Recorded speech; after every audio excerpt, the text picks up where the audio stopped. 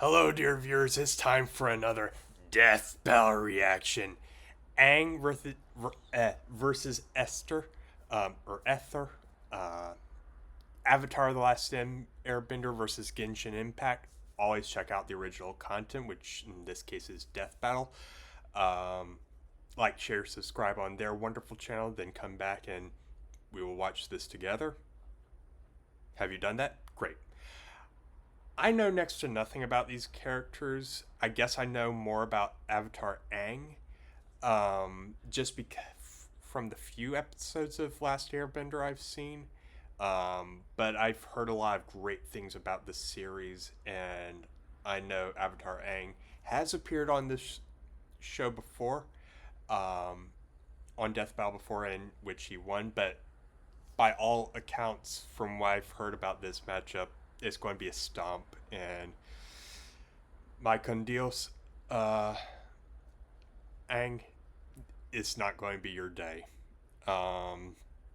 It's a battle of elemental manipulation, manipulating and bending the elements as you would.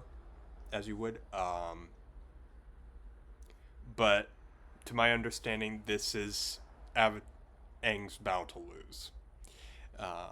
Just like what Genshin Impact brings to this matchup blows away everything in the Avatar universe. Could be wrong. Things could change, and I'm always open to it. But that's just what I've heard. But let's see what this fight has in store for us, and let us play.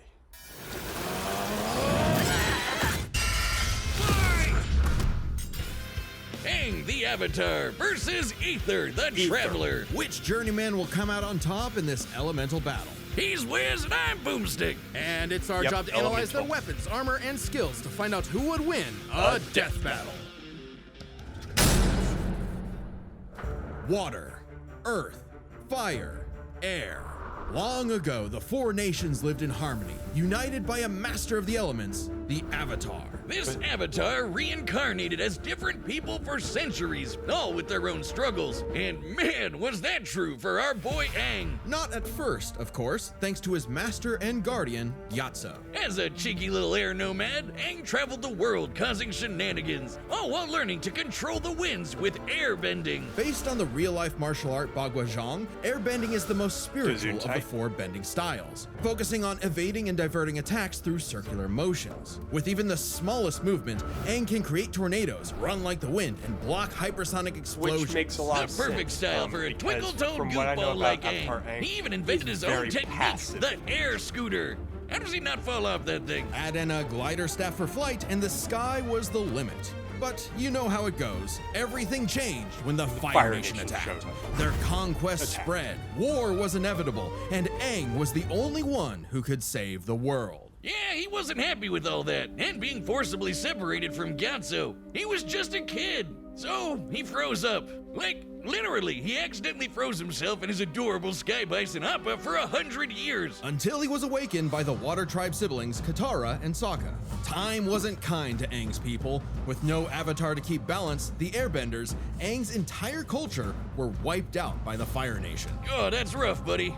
But Aang took the wake-up call to heart. As the Avatar, it's Aang's duty to understand the world's people, learning their cultures, their sadness, joy, and humanity. And what better way to do that than learning how they kick ass? From the Northern Water Tribe and his twin crush, Aang learned waterbending. Themed around fluid Tai Chi movements, this style controls liquid in all forms to freeze targets, create water whips, and even cut through steel. Learning earthbending was way tougher, but Aang's friend Toph taught him to stop being a wimpy pushover. Now he can armor himself in stone, move the terrain of entire cities, and fight blind with a sonar-style seismic sense. Earthbending is themed around the steady stances of Hung Quan Kung Fu, waiting for the right moment to strike head-on. There was a lot to learn, but even with the world at stake and this moody hothead on his tail, Aang had fun doing it. Who could forget the adventures penguin sledding, going through the bending bayous, and living in Ba Sing Se, the city where no wars ever happened. Yet across his journey, one power eluded Aang. the Avatar state, an enhanced mode of being that came to him in moments of peril. Sure, if Aang dies in it, the Avatar cycle ends permanently, but who cares when it gives you enough power to wipe out a whole Navy fleet? Come on, Boomstick. The Avatar state Jocelyn! is more than just a power amp. Jocelyn? How long have you been standing there? I've been here the whole time. I lurk where all Avatar talk is. Through the cosmic power of the Avatars before him and the ancient spirit Rava, Aang gains the knowledge and experience of all previous Avatars, greatly expanding his bending options. Lava bending from Avatar Roku, sonic shouts from Avatar Yang Chen, and even more are theoretically available to him through their memories. Theoretically. Oh, I get it. You can't just grind your way to controlling the Avatar state. Right. If Aang wanted to stop Fire Lord Ozai, he needed something else. He needed onion banana juice. Yeah, technically, I suppose. Gross. Ew. Specifically, Aang sought the guidance of Guru Patek. Mastering his power meant clearing his chakras, emptying his mind of earthly attachments. Seems simple, but this also That's meant tough. rejecting his feelings for Katara, the person he loved most. When he had to choose between the world or the girl, Aang followed his heart and it didn't end well. He got better. Aang was determined to understand the world's people, even the enemy Fire Nation. Something he accomplished thanks to the redeemed Prince Zuko, the Sun Warriors, And these two honkin' dragons! Aang was scared of firebending, but it's totally awesome! It's not just about burning and blowing shit up. Okay, well it is, but there's so much more to it. formed from the explosive movements of Shaolin Kung Fu. Firebending controls all manner of heat. I was And through wondering the which one teachings that of was gonna fire be. and water, he can redirect lightning bending, a burst of atmospheric discharge shot at over 200,000 miles per hour. Iroh, the best uncle ever, used his techniques to redirect natural lightning. So, you know it's the real deal. Not crazy enough? At his peak, Aang surpassed benders who could throw buildings, melt stone, and hold up this gigantic library solo. Whooping Ozai's butt should be no problem, right? Not exactly. You see, the air nomads were pacifists who believed in the There we value go. of life above all. Being the last airbender, Aang didn't think his people were truly gone unless he went back on their teachings, meaning he really didn't want to kill Ozai. So, what, he's just a coward now? Mr. Fire Lord is about to burn down the entire Earth Kingdom. Not at all. Are you even listening? Aang was simply at odds with what he wanted and what the world expected, so he needed to make a choice. Right. In his greatest challenge yet, Aang discovered his true self, making his spirit unbendable and finally mastering the Avatar state. Making him as strong as avatars who could cause hurricanes, tsunamis, and volcanic eruptions. Or in Avatar Kyoshi's case, a new island. As in, she broke off nearly 30 square miles of a peninsula to form a new landmass. But to defeat Ozai, Aang needed one final element, something few avatars had bent before: energy bending. Not the easiest thing to do, but Aang totally overwhelmed Ozai, severing the tyrant's connection to fire and stopping his invasion, all while keeping his no-kill run intact. The ultimate FU to this warlord's ideology. Now that the Fire Nation had cooled off, Ugh. Aang led a new era of peace with the United Republic of Nations, a place where all people could prosper, What are you going and to where a do? new generation and a new avatar would take the reins. He even got hitched with Katara. Take that, Zutara shippers! I will end you. For all his doubts, Aang fulfilled the Avatar's destiny and then some, and he did it in a way that was true to who he was. Because before being the Avatar, or even an airbender, the greatest thing he could ever be was himself. All in a day's work for a free, fun-loving kid. The battle is coming up thanks to this episode's sponsor, DraftKings Casino. Big news from the casino! Lightning that's Link is available online for the quite a first bit time to ever, go over, right on but, DraftKings Casino. If you're new, most you we can play see them moving $5 and get islands 1,000 like a spins, 33 including square 500 Lightning Link kilometer spins. per mile Doing the math on that, island. that's 50 spins per day for the first 20 days. Setting off Strike now to volcanoes, claim your offer. hurricanes, Download the which DraftKings is Casino no app and easy sign up with feat. code BATTLE. Then spin Lightning Link high stakes Considering, like, the anywhere, amount of anytime. links The crown is yours Like a in hurricane partnership with DraftKings is Casino. equivalent Gambling to problem? Call 1-800 Gambler. In Connecticut, help is And being available able for to problem bid gambling. Call energy. 888-789-7777 or visit ccpg.org. Please play responsibly. that 21 and over. Physically necessarily present in Connecticut, take Michigan, New away Jersey, Pennsylvania, and West Virginia Aether's, only. Void in Canada. Eligibility powers. restrictions apply. Non-withdrawable spins But- issued as 50 spins per day for 20 days. Valid for select games only and expire each day after 24 hours. There's Spins definitely values vary. more See to terms at Aang than I casino.draftkings.com/promo. thought. I thought you just Ends had the- August 23rd at those 11:59 base p.m. Eastern Time. Add extra barbecue sauce. Ad Astra Abyssosque. Welcome to Tevat, a mysterious land governed by godly archons that drew the eye of someone beyond the stars. Aether. AKA the Traveler, who escaped his dying world with his sister Lumine in search of the flowers that bloomed on Okay, their age lost home, thousands. only to crash land, awaken to an apocalypse, and get cubed by this jerk. Separated from his sister, Aether awoke, again, in a new, less apocalyptic age, and fished up his own pathetic pet pixie, Paimon. Yeah, she makes for good emergency food. With his new guide, Traveler to the windy country of Mondstadt to find his link to the past, but got a Breath of the Wild glider instead. And his first element, Animo, letting him make air slashes, tornadoes, and of course, Windblade! But guess what? Traveler wasn't the only one with a power like this. Tevat was full of blessed people wielding these relic things called visions. vision bearers can imbue their weapons and bodies with elemental power, summon items, and use a special, well, I've never played Genshin vision to Impact. perceive the elements around So them. this is all Normally, new to they're me. limited to a single element, but Traveler is just built different. Through Paimon's guidance, he began collecting elements from mysterious statues across Tevat.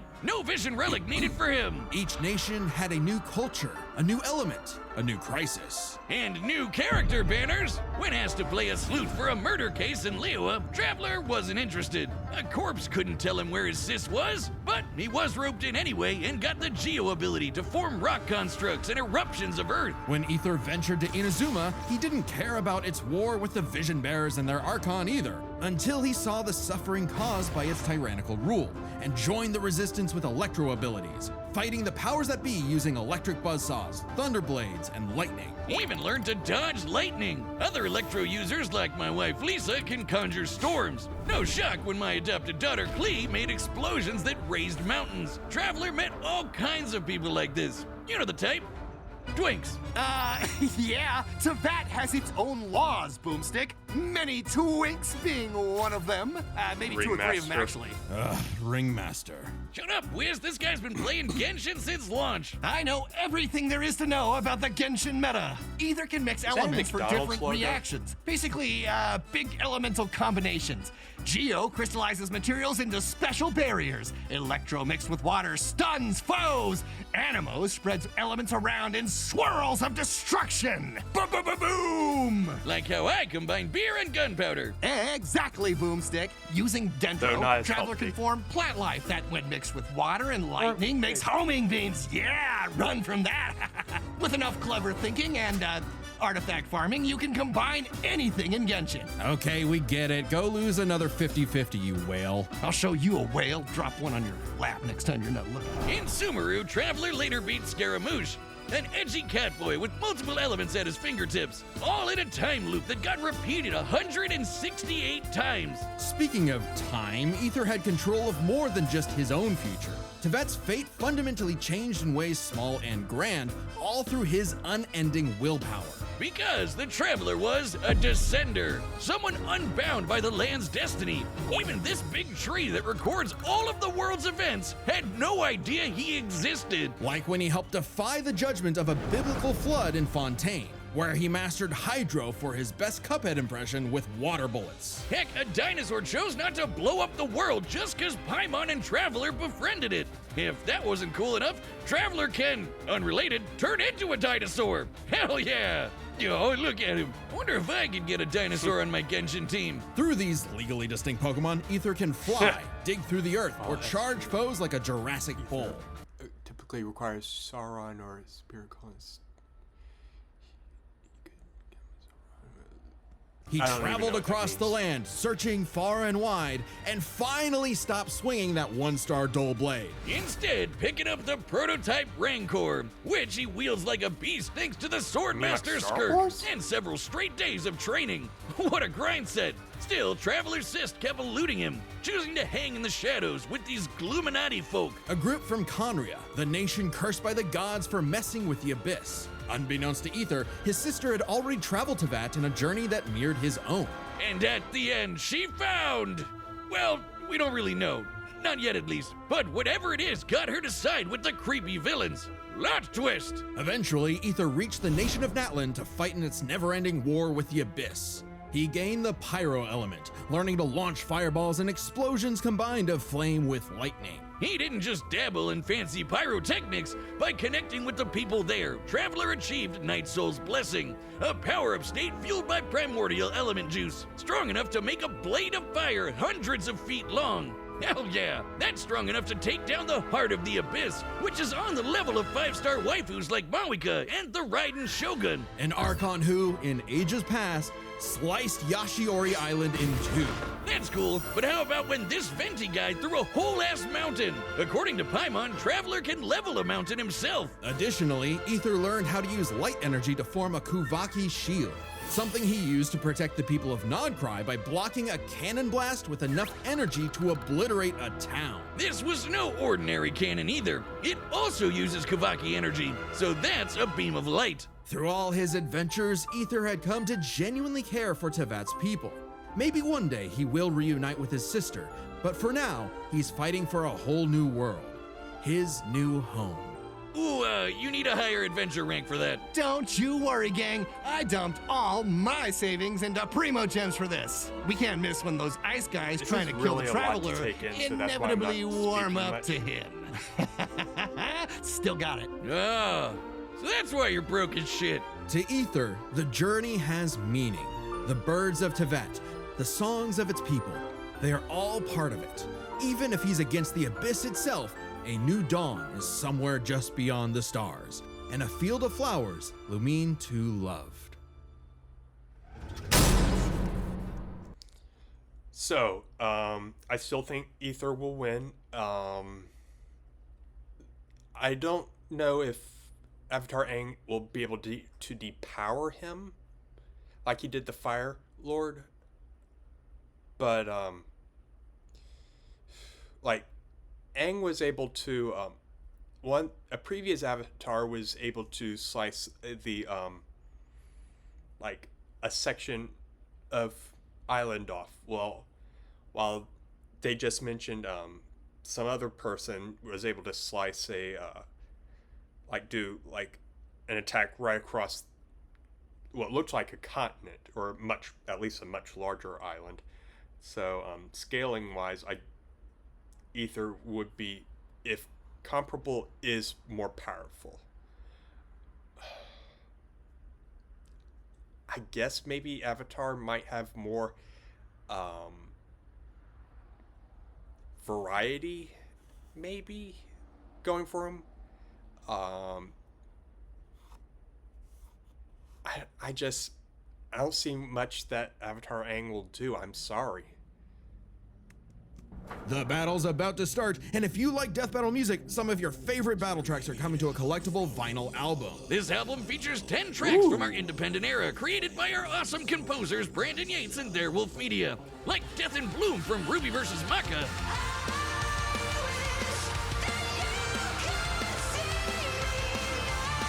Or Requiem for a Thief from Joker vs. Giorno.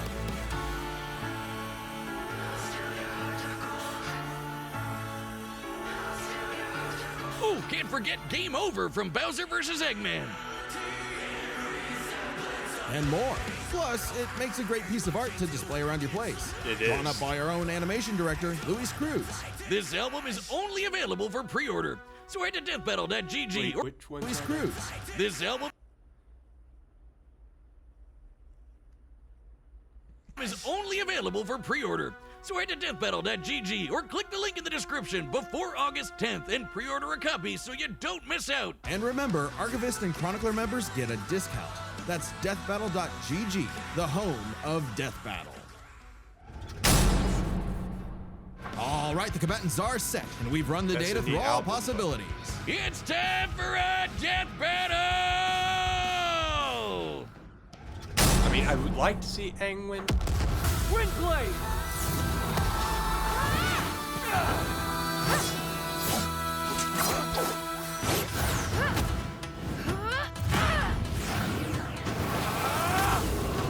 2 elements?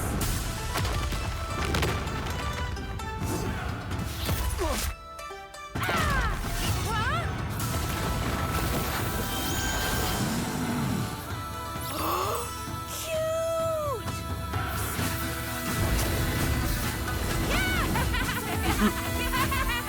I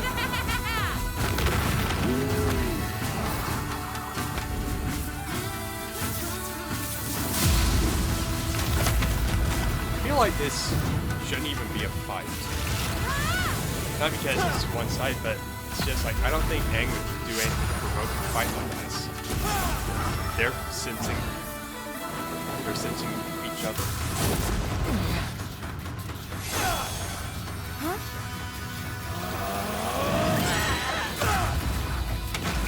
There's a fight. What's going on? I'm on Ghost treasure hunting for 2 minutes now. Everything is going kaboom.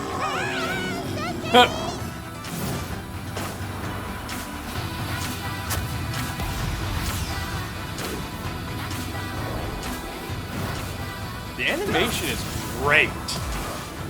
Cool glider. Can it do this?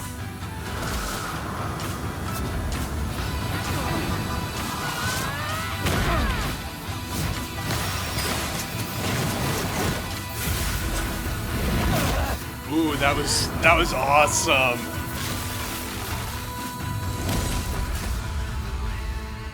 Come on, traveler.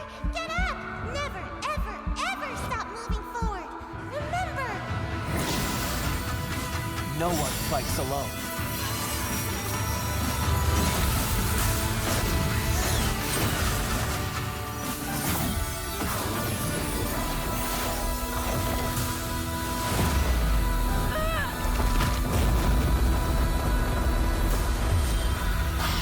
Avatar State.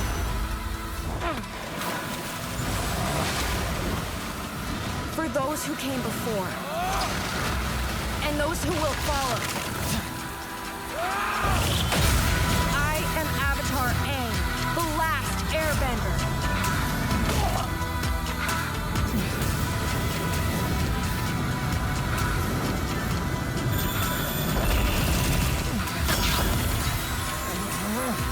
Take this!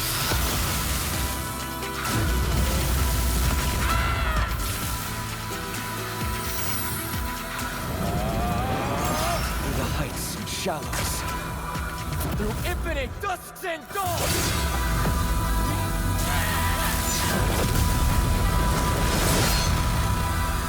Oh, Way to go, traveler. But does this mean no treasure? And my dailies are done! What a miss. This was an interesting pairing, so let's break this down by power, experience, speed, and elements. First up, power. Aang and Traveler could both change the terrain of entire cities, and were way Yep. stronger than characters that can break mountains. But at their peak, they're both tearing up islands. Aang's avatar state made him on par with Kyoshi, who created and moved the island of Kyoshi.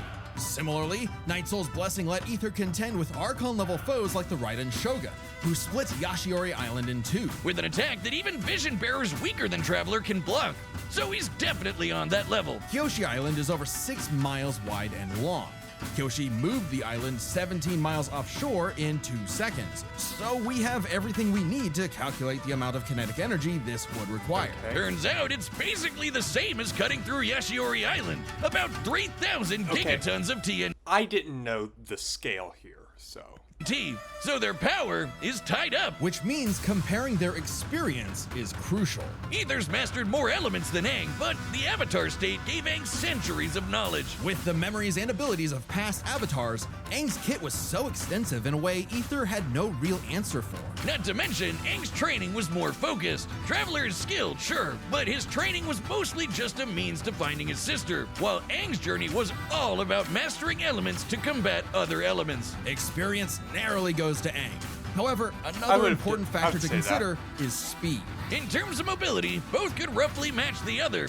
If Traveler was immobilized with earthbending, he could just dig his way out as a dinosaur. And Aang's airbending and glider meant he could easily counter Aether if he took flight. But in terms of raw reaction speed, Traveler had it in the bag. Aang bending away lightning is crazy fast, but Traveler could dodge lightning much earlier in his journey, and now he can block that light-speed Kuvaki laser. While lightning can move over 200,000 miles per hour, a beam of light can move 186,000 miles per second.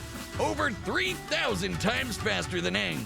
Traveler takes speed by a landslide. So this all came down to the elements. Who could turn the forces of nature against the other? At first, I actually thought this was Aang's dub. Aether's elemental control is remarkable, but most of his attacks are projectiles, spires, and very specific implements that Aang has bent away in the past. Aether has never shown the precision or creative flexibility that we've seen with Aang's bending. But throw in the combos of elemental reactions and the script flips. Traveler could mix not just his elements, but also Aang's in ways that Aang could not. Bending was Aang's greatest strength, but also, against Traveler, a weakness. Because Aang usually had one or more elements around him, it gave Aether an easy access point through these combinations. When Aang used fire, Aether could use lightning to catch him in an overload.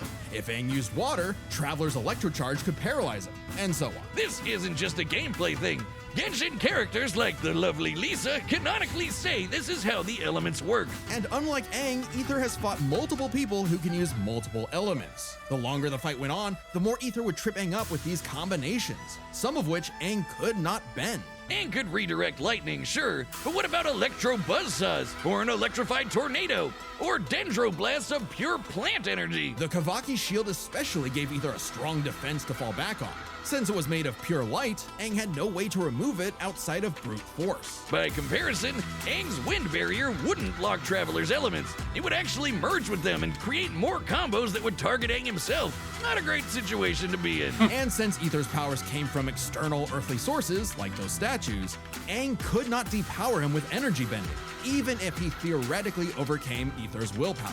Willpower that is strong enough to alter the fate of the entire world. Sorry, Aang, but elements goes to the Traveler. Cinching his victory.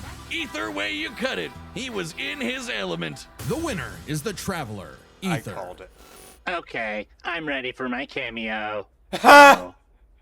Oh. Next time on Death Battle. Bionicle!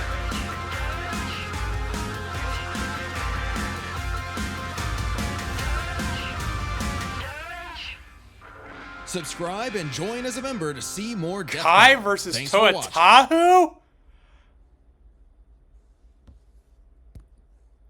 Okay. Okay. I see what you're cooking. I like it.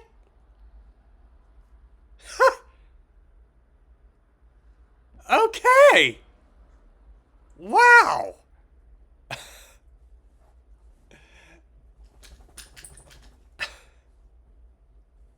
Going from something, characters I know nothing about to at least one thing that I know a lot about.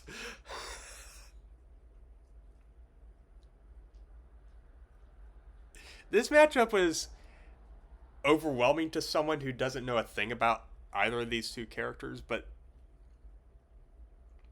again, just a lot of technical stuff that I just didn't understand.